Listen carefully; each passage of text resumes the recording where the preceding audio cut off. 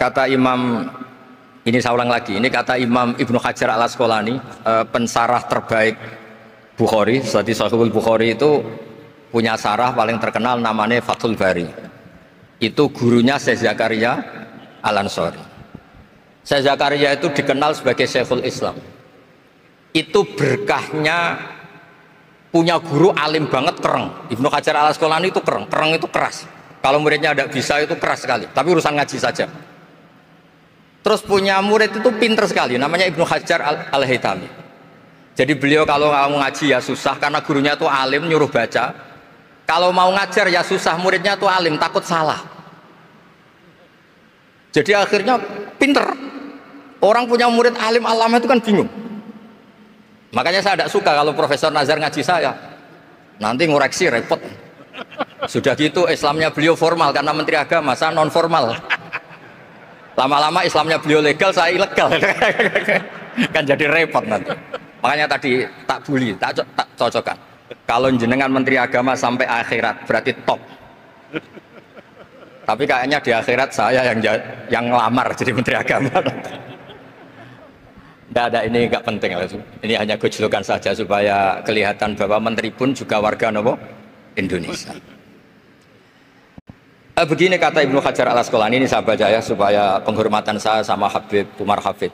Saya ini baca kitab beliau khatam serius, namanya Taujihun Nabi li Mardhati Bari, yang ditulis oleh Ustadz Fahmi bin Ali bin Ubaidun. Saya baca banyak, termasuk ketika beliau punya manhaj yang tidak populer, kata beliau fala buddha antuwattina nafsaka ala annana khudamatu hadal kaun. Kamu harus yakin bahwa tugas kiai, tugas ulama itu khudamatu hadal kaun, mengkhidmati semua alam raya ini. Dan jangan pernah putus asa, misalnya melihat non muslim terus kamu putus asa, ini non muslim enggak. Bisa saja suatu saat rubbama aslama fakhasuna islamu, bisa saja dia Islam fakhasuna Islam.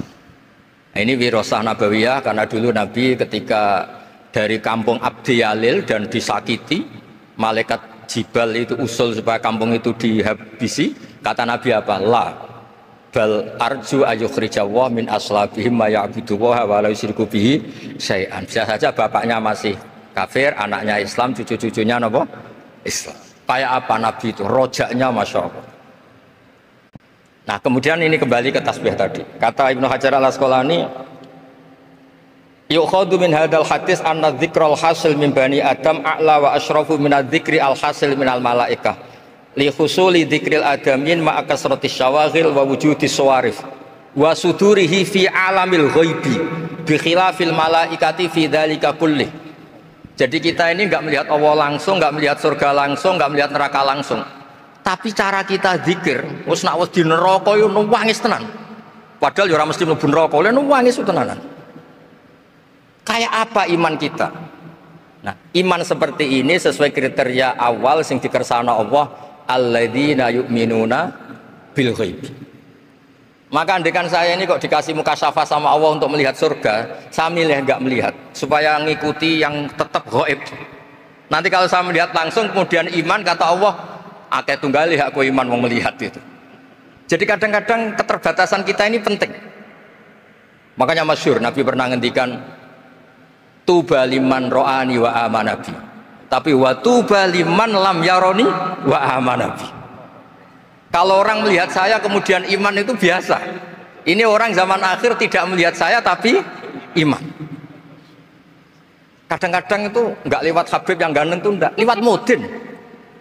Mudin di kampung rapati di duit, ini mulang tauhid ya mandi. Makanya di tradisi pondoknya Mbah Maimun itu ada tradisi qaddimid dirayah ala riwayah.